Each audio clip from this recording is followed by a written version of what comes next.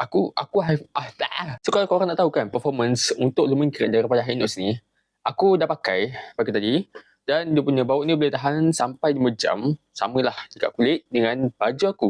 Dan baju aku tu baju jersey lah. Dan bila aku dah kaji bau dia macam sharing similar scent dengan kereta Avantos. Tapi I don't know lah, Hinox kata dia punya bau dia better daripada kereta Avantos. Which is bagi aku tak tahu. Tapi yang aku boleh detect kat sini bau dia opening, dia keluar bau grapefruit yang macam masam-masam, sedikit pahit macam tu. Dan adalah bau sedikit smoky macam tu and a bit like spices. Tapi kalau nak kata aku detect bau leather dekat dry down, tak ada langsung. Like, aku rasa ada tapi aku tak dapat detect. Aku lebih detect bau smoky dia, something like that lah. Oh, lupa aku nak cakap. Satu benda je tak ada. Nenas dalam ni.